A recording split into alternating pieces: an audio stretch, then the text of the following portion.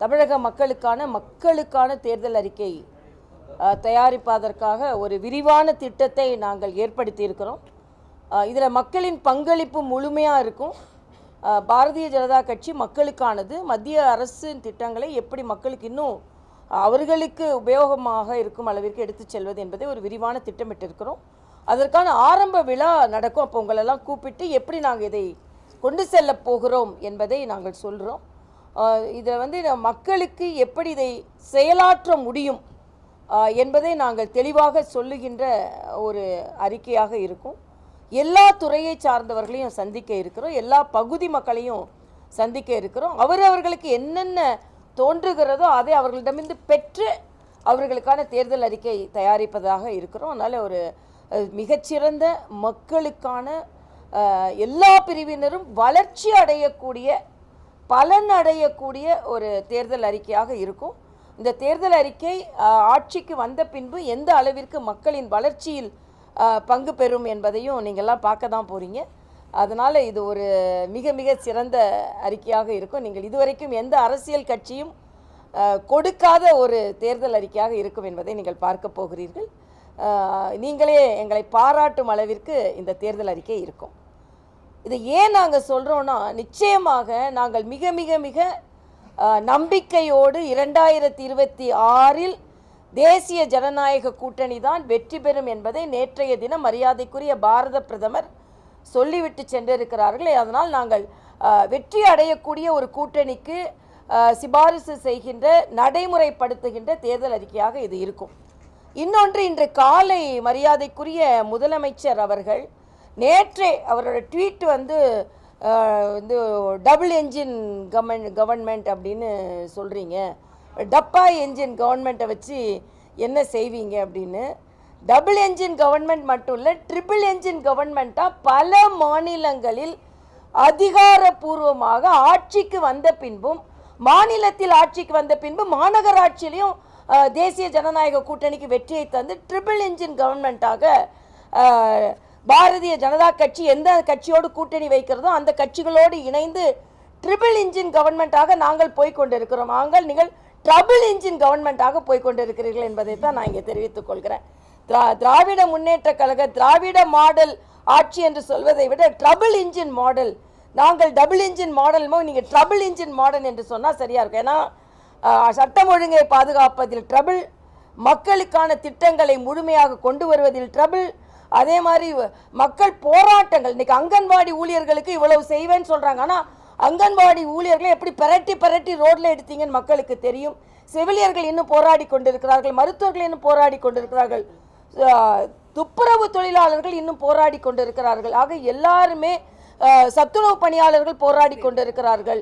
அரசாங்க ஊழியர்களுக்கு 20 வருஷமாக காத்திருந்ததை கொடுத்தோன்றாங்க.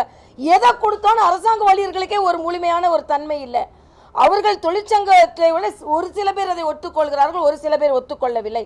இது முழுமையான பழைய ஓய்வூதிய திட்டமே இல்லை. அது பழைய ஓய்வூதிய திட்டத்தில் புகுத்தப்பட்ட ஒரு புதிய ஓய்வூதிய திட்டமாகத்தான் இருக்கிறது. அது மட்டும் இல்லை, தொடர்ந்து மத்திய அரசு புறக்கணிக்கிறது.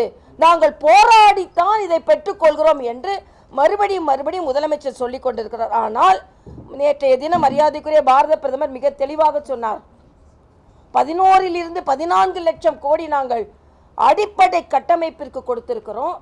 திட்டங்களுக்கு 3 லட்சம் கோடி கொடுக்கப்பட்டிருக்கிறது. அது மட்டும் இல்லை, நேற்று கிராம சடக் யோஜனா என்று கிராமத்திற்கான சாலைகள் போடுவதை முதலமைச்சர் சொல்கிறார். இது 60+40 மத்திய அரசின் உதவியோடு தான் இது செய்யப்படுகிறது. இந்த போன ஆண்டு மட்டுமே அவர் ஆட்சிக்கு வந்த பின்பு 1800 கோடி ரூபாய் அதற்காக மத்திய அரசு கொடுத்திருக்கிறது. அதே மாதிரி நேஷனல் ஹெல்த் மிஷன் தான் இன்னைக்கு வீடு தோறும் மருத்துவர் திட்டம்னு கொடுக்குறாங்க இல்லையா, அது நேஷனல் ஹெல்த் மிஷனில் 4000 கோடி ஒதுக்கப்பட்டு இருக்கிறது இந்த மாநிலத்திற்கு. இந்த மாநிலத்தோட சுகாதார கட்டமைப்பை எப்படியெல்லாம் மேம்படுத்த முடியும் என்பதன் ஒரு பகுதி தான் அது. மத்திய அரசின் எல்லா திட்டங்களுக்குமான உதவியை பெற்றுவிட்டு மத்திய அரசின் உதவியே இல்லாமல் நாங்கள் போய்கொண்டு இருக்கிறோம், போராடி கொண்டு இருக்கிறோம், உழைத்து கொண்டு. நான் முதலமைச்சர்கிட்ட கேட்குறேன், முதலமைச்சரை உங்களுக்கு ஓட்டு போட்டு மக்கள் தேர்ந்தெடுத்திருக்கிறார்கள், உழைக்கத்தானே கூட சொல்லியிருக்காங்க. நீங்கள் பிழைத்து கொண்டு இருக்கிறீர்கள், அது வேற விஷயம். லஞ்சம் வாங்கி பிழைத்து கொண்டிருக்கிறீர்கள். 11 அமைச்சர்கள் மீது ஊழல் குற்றச்சாட்டு இருக்கிற.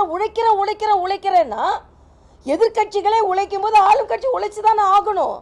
பின்பு எதற்கு மக்கள் வாக்களிக்கிறார்கள்? இன்னொன்று சொல்றாரு, தொண்டர்கள்லாம் ஓடி ஓடி உழைக்கணுமா, மிச்சத்தை நாங்கள் பார்த்துக்கிறோம் அப்படின்னு. அப்போ மிச்சத்தை நீங்கள் பார்த்துக்கிறேன்றதுனால தான் திமுக கழக தொண்டர்களோடு ஆதங்கம் என்று. சமூக நீதிக்கு நாங்கள் தான் பாதுகாவலர்னு சொல்கிறீங்க. இன்னைக்கு வரைக்கும் வேங்கை வயலுக்கு ஒரு தீர்வு கிடைக்கல. சட்டம் ஒழுங்கு நல்லா இருக்குன்றீங்க. செல்வ பெருந்தகை கேட்க மாட்டார், நான் கேட்குறேங்க. திருநெல்வேலி மாவட்ட தலைவர் கொலையுண்டு 3 வருஷம் ஆச்சு, ஏன் கண்டுபிடிக்கல? ஆக என்ன சட்டம் ஒழுங்கு இருக்கு? இன்னைக்கு முதலமைச்சர் பேசுறத பார்த்தா இன்னொன்று எனக்கு ரொம்ப வருத்தமானது என்னன்னா, பெண்களுக்கு உதவித்தொகை அவங்க விடியல் கையெழுத்தே இலவச பயணம் தான். அவங்களுக்கு விடியல் பயணம், அதுக்கு தான் நான் முதல்ல கையெழுத்து போட்டேன்னு. விடியல் பயணம் கையெழுத்து போட்டீங்கன்னா பெண்களின் வாழ்க்கை விடியலையே. இன்னைக்கு 28,000 ரூபாய் அவர்கள் அதனால சேமித்து இருக்கிறார்கள்ன்றாங்க. ஒரு குடும்பம் டாஸ்மாக்கு செலவழிக்கிறது 30,000 ரூபாங்க. தனியார் நிறுவனம் ஒரு கணக்கீடை செய்திருக்கிறார், 25,000 30,000 ரூபாய் டாஸ்மாகிற்கு ஒரு குடும்பத்திலிருந்து போகிறது அப்படின்னு. அதே மாதிரி 24,000 ரூபாய் நாங்கள் உதவித்தொகை கொடுத்ததுனால 2 வருஷமாக தான் கொடுக்குறீங்க, அவங்களுக்கு அதனால் பலன் பெற்று இருக்கிறார்கள் என்று சொல்கிறார்கள். ஆனால் இன்னைக்கு டாஸ்மாகோட வருமானம் 49,000 கோடியை தாண்டி போய்கொண்டிருக்குது. எங்கேருந்து வருது? கொடுக்குறீங்க, அக்காட்ட கொடுக்குறீங்க, அண்ணன்ட்டு டாஸ்மாகில் நீங்கள் வாங்கி கொள்கிறீர்கள். ஆக இதற்கான உங்கள் திட்டம் என்ன? வருமானத்தை பெருக்குவதற்கான திட்டம் என்ன? அதே மாதிரி இன்னைக்கு சொல்றார், தனிநபர் வருமானத்தை பற்றி பேசுகிறார். தனிநபர் கடன் எவ்வளவு இருக்கு தெரியுமா தமிழ்நாட்டில்? தனிநபர் தலை மீது இருக்கிற கடன் இந்தியாவிலேயே தமிழ்நாட்டில் தான் அதிகம். 9.5 லட்சம் கோடி கடன் வாங்கியிருக்கிறாங்கன்னா இந்த ஒரு 5 ஆண்டுகள் 4.5 ஆண்டுகளுக்குள்ளேயே பன்மடங்காக 5 லட்சமாக இருந்த கடன் 9.5 லட்சமாக மாறி இருக்கிறது. இதன் கடன் சுமை அவ்வளவும் தமிழர்கள் மீது தான் விழுந்திருக்கிறது. ஆக இன்னைக்கு காலையில் அவர்கள் பேசும்போது ஏதோ தமிழ்நாடு முழுவதுமாக பலனடைந்த மாநிலமாக இருந்து கொண்டிருக்கிறது. இன்னொன்று முதலமைச்சர் சொல்லும்போதே மீண்டும் நாங்கள் வருவோம் அப்படின்னு சொல்லிட்டு மீண்டும் செல்வோம் அப்படின்னு ஒரு வார்த்தை சொன்னார். மீண்டும் வெல்வோம்னு சொல்ல, மீண்டும் செல்வோம்னர். மீண்டும் இங்கே செல்ல தான் போறீங்க. மீண்டும் வருவோன்றத பதிலாக மீண்டும் நாங்கள் வருவோம்னு மீண்டும் செல்வோம், அப்புறம் மீண்டும் வருவோம் அப்படின்னு சொன்னார். அதனால் தமிழகம் மீண்டு வர வேண்டும் என்றால் நீங்கள் மீண்டும் வரக்கூடாது.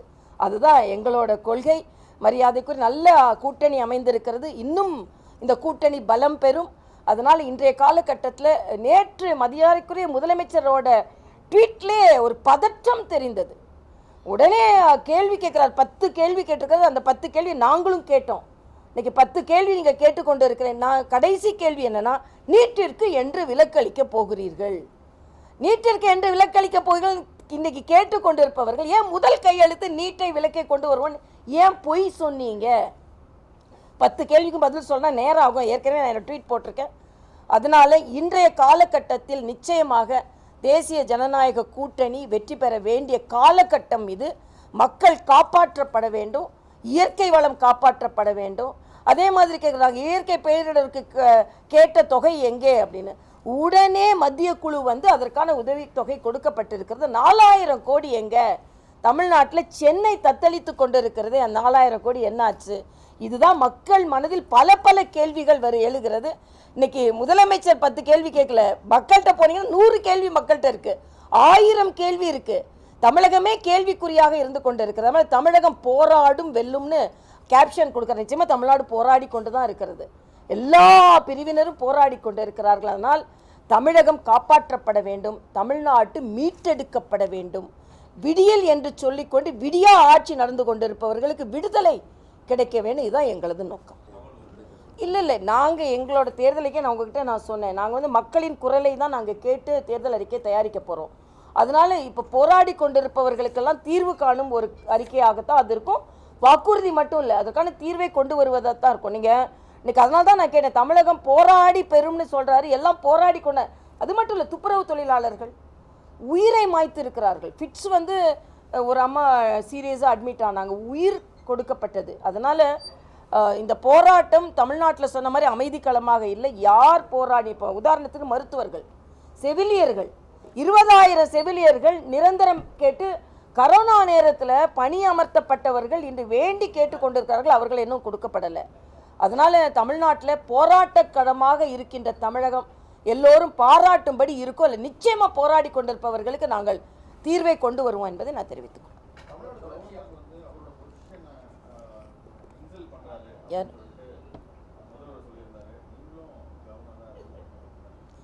இல்லை, இதில் முதல்ல இருந்தே கவர்னரை வந்து ஒரு கான்ஸ்டிடியூஷன்லி ஒரு அத்தாரிட்டி, அவங்க உயர்மான பதவியில் இருப்பவர்கள். அவரை எப்போ பார்த்தாலும் நீ தேர்தலில் நிற்பீங்களா, நீங்கள் எங்களை ஒண்டி கொண்டு வரீங்களா அப்படின்னு ஒரு சாதாரண பேச்சாளர் கூட ஆளுநரை விமர்சனம் செய்யும் அளவிற்கு ஒரு நிலையை முதலமைச்சர் தமிழ்நாட்டுக்கு கொண்டு வந்துட்டாருங்க.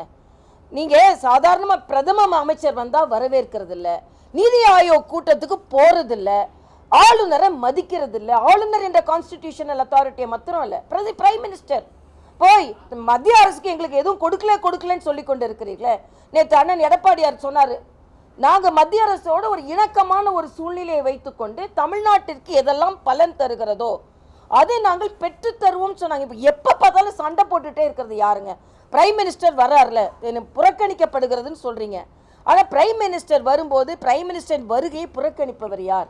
அப்போ அளவலாவதற்கு நிறைய வாய்ப்புகள் கிடைக்கும். அதே மாதிரி தான் ஆர்டிகிள் 167 என்ன சொல்லுதுன்னா, எப்பொழுதெல்லாம் முதலமைச்சர் மாநில தேவையோ அப்பொழுது ஆளுநரை சந்தித்து பேச வேண்டும் என்று ஆர்டிகிள் 167 சொல்லுது.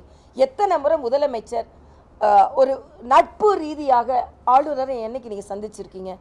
எதிர்கட்சியாக இருக்கும்போது ராஜ்பவன் படிக்க ஏறிக்கொண்டே போனீர்கள் அல்லவா? ஆக தொடர்ந்து, அதாவது ஆளுநர் வருவார், அவரை நம்ம வந்து உதாசீனப்படுத்தணும், விமர்சனம் செய்யணும், அவர் திரும்பி போகணும், அந்த ஸ்கிரிப்டோடே நீங்கள் சட்டமன்றத்தை ஆரம்பித்தீர்கள் என்றால் எப்படி சரியா இருக்குன்றதான் எனது கருத்து.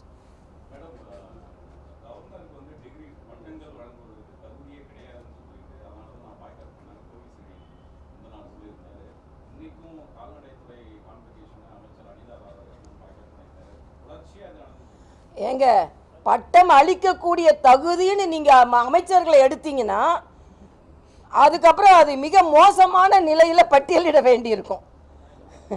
ஏன்னா எவ்வளவு அமைச்சர்கள் பட்டம் பெறும் அளவிற்கு அவங்க குவாலிஃபிகேஷனோட அவங்க அமைச்சர்களாக இருக்கிறாங்கன்னு பட்டியலிட்டோம்னா மிக மிக மோசமாக போயிடும். அதனால் அவங்க அதுக்குள்ளே போகாமல் இருக்கிறது நல்லதுன்னு நான் நினைக்கிறேன். ஊழல் ஒரு பட்டியல், அதுக்கப்புறம் தகுதி இல்லாதவர்கள் எவ்வளோ பேர் அமைச்சர்களாக இருக்கிறார்கள் என்பது ஒரு பட்டியல், எத்தனை பேர் பாஸ் பண்ணி அமைச்சர்களாக இருக்கிறாங்க, பாஸ் பண்ணி டிகிரி எத்தனை பேர் வாங்கினாங்கன்றது. அதனால் இவங்க தகுதிக்கு ஒன்று உள்ளே போனாங்கன்னா மிக மிக மோசமான ஒரு நிலை. ஒரு சான்சலர் இன்னைக்கு வரைக்கும் கவர்னர் தான். ஆக அவர் கலந்து கொள்ளுகின்ற நிகழ்ச்சியில் நீங்கள் கலந்து கொள்ளவில்லை என்றால் மாணவர்கள் உங்களை தான் தப்பாக நினைப்பாங்களே தவிர கவர்னரை தப்பாக நினைக்க வாய்ப்பில்லை. நீங்கள் உங்களது உரிமையை விட்டு கொடுக்கிறீர்கள், கடமையை நீங்கள் தவிர்க்கிறீர்கள் என்று தான் நான் சொல்ல முடியும்.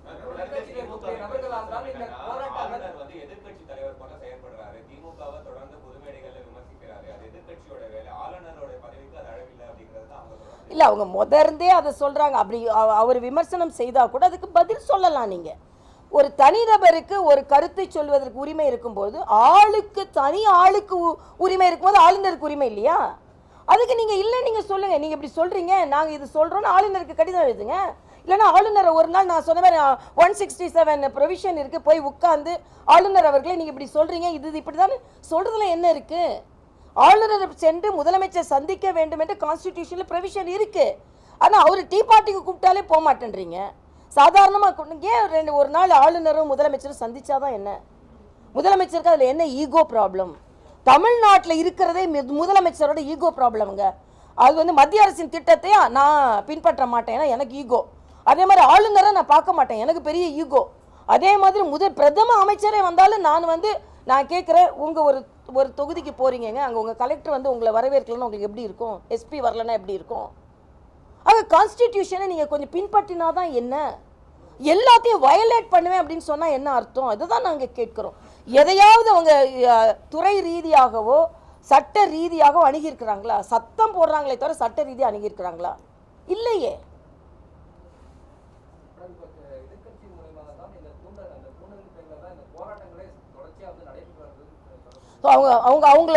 அவங்களோட அனுபவம்னு நான் நினைக்கிறேன் அப்போ, இல்லையா? அப்போ ஆளும் கட்சியாக இருக்கும்போது போன வாட்டி எல்லா போராட்டங்களையும் நீங்கள் தூண்டி தான் செஞ்சீங்களே, அப்போ அப்படி தான் செஞ்சுட்டு இருந்திருப்பாங்க போல இருக்கு. பாம்பின் கால் பாம்பரியும் மாதிரி ஒருவேளை எல்லாம் அப்படி பண்ணிட்டு இருந்தாங்க போல இருக்கு. இன்னும் மக்களின் உண்மையான உரிமை போராட்டத்தை இப்படி கொச்சைப்படுத்தணுமா நான் கேட்குறேன். கம்யூனிஸ்ட்கள் எங்கெங்க போனாங்க? பெட்டி பாம்பா அடங்கி போயிருக்கிறாங்க, பெட்டி பாம்பா. ஆமாம், அதனால ஏன் நீங்கள் துப்புரவு தொழிலாளர்கள் போராடி கொண்டிருக்க எங்கே போனீங்க? நீங்களாம் தொழிலாளர்களுக்கு என்று சொல்லி கொண்டிருக்க எங்கே போனீங்க? இன்னைக்கு அடிமை கூட்டணினா இண்டி கூட்டணி தாங்க. வேங்கை வயலை பற்றி நான் கேட்க மாட்டேன், திருமாவளவன் உடனே சொல்வார். அவங்கள பற்றி நான் மட்டும்தான் கேட்கணுமா? மற்றவங்க கேட்க மாட்டாங்களா அப்படின்னு நீங்களே கேட்கலன்னா மற்றவங்க யார் கேட்பா? அது மாதிரி தொழிலாளர்களின் தோழன்னு சொல்லி கொண்டிருக்கவங்க தொழிலாளர்கள் என்ன அங்கே சொன்ன மாதிரி ஆசிரியர்கள்லேருந்து செவிலிருந்து போராடி எங்கே போகிறீங்க நீங்களாம்? எல்லாத்துக்கும் மேலே காங்கிரஸுக்குள்ள போராட்டத்தை அவங்களாலே சமாளிக்க முடியல. காங்கிரஸ் எத்தனை துண்டா இருக்குன்னு தெரியல. இன்னொன்று மாணிக் தாக்கூர் லீவில் போயிட்டாரு, அது மாதிரி எல்லாரும் லீவில் போவாங்க. ஏன்னா ராகுல் காந்தி அது ஒரு சொல்லி கொடுத்துருக்காரு பாடம். மிக மிக சிக்கலான சூழ்நிலை இருந்தால் நீ ஃபாரினுக்கு லீவில் போயிடலான்னு அதை எல்லாரும் இப்போ பின்பற்ற ஆரம்பிச்சிருக்காங்க. ஆக என்ன நடக்குதுங்க அங்கே? அவங்க கூட்டணியும் சரியில்லை, அவங்க ஆட்சியும் சரியில்லை. அப்புறம் எப்படிங்க மக்கள் ஓட்டு போடுவாங்க? ஓட்டு போடுறதுக்காக தான் நீங்கள் பொங்கல் பரிசுலேருந்து எல்லாம், நீங்கள் பொங்கல் பரிசை கூட மக்கள் சரியாக வந்து வாங்கலைன்னு ஒரு மாவட்டத்துலேருந்து ரிப்போர்ட் வந்திருக்கு. நீங்கள் கொடுத்தா கூட அதை வாங்க முடியல எங்களால் அப்படின்னு சொல்லி. என்ன நடக்குது ஆட்சி?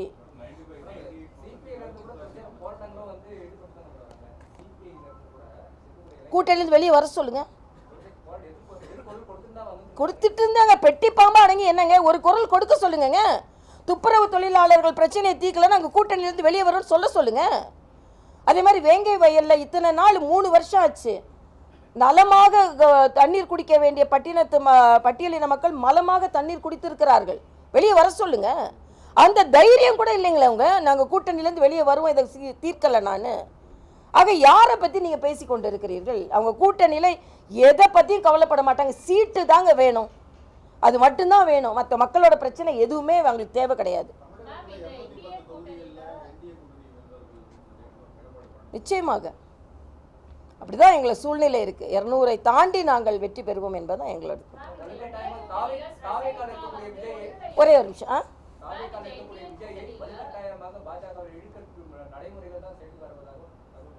என்ன தகவல்ப்பா? யார்ப்பா கொடுத்தா அந்த தகவலை? டிஎம்கே சர்க்கிள் அதை தான்ப்பா சொல்லுவாங்க. தாவேக்கால போய் கேளுங்க, உங்களை யாரானு இழுக்கிறாங்களான்னு போய் கேட்டுட்டு வாங்க.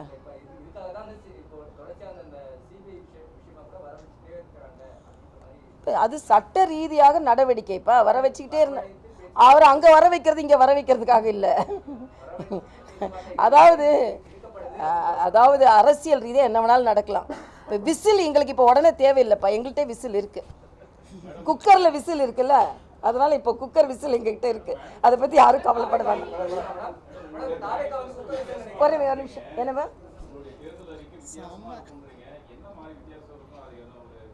வரட்டும் பார்க்கலாமப்பா. வரும், நீங்கள் வரட்டுமா?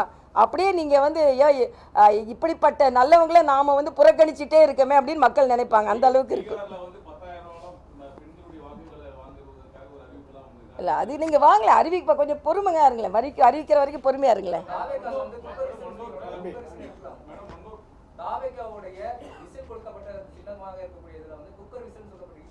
அப்படி சொல்லலப்பா. நீங்க விசில் உடனே நீங்க தேவையான்னு கேட்டா எங்ககிட்ட இப்போ ஒரு விசில் இருக்கு, குக்கர்லயும் விசில் இருக்குல்ல அப்படின்னு நான் சொன்னேன்.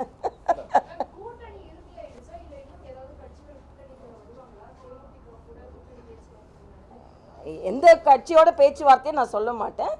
இதற்கு மேலும் பல கட்சிகள் வருவதற்கு வாய்ப்பு இருக்கிறது.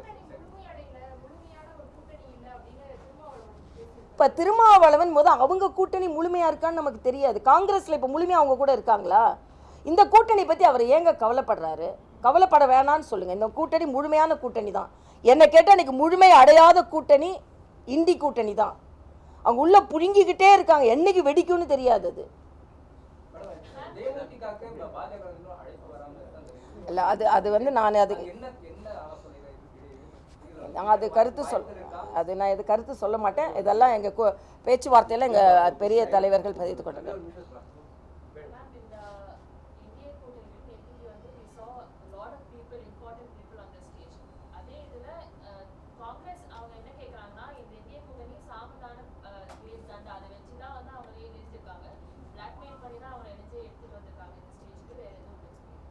நான் கேட்குறேன், இல்லை நான் கேட்குறேன், இவங்கெல்லாம் டெல்லிக்கு போனாங்கல்ல, காங்கிரஸில் குரல்கள் எழுப்பி கொண்டிருந்தது. எல்லாரும் டெல்லிக்கு போனாங்க. என்ன பிளாக்மெயில் செஞ்சு நீங்கள் வந்து வாயை பொத்திட்டு இருக்கணும் எப்போ சொன்னாங்க? நாங்கள் யாரும் அப்படி சொல்லவே இல்லையே. யார் எந்த கருத்து சொல்லக்கூடாதுனால தான் மாணிக் தாக்கூர் கருத்து சொல்ல முடியாதுன்னு லீவில் போயிட்டார். யார் சாமபேத தண்டத்தெல்லாம் நாங்கள் தண்டமாக அவங்க தான் இருக்காங்க, வேதத்தை அவங்க தான் பார்த்து கொண்டு இருக்கிறாங்க. அதனால் நாங்கள் வந்து இப்போ இந்த வேதம் என்ன, இந்துக்களுக்கு நாங்கள் வந்து வாழ்த்து சொல்ல மாட்டோம். வேதம் தண்ட ஆட்சி நடக்க கொண்டு கொடுக்குது.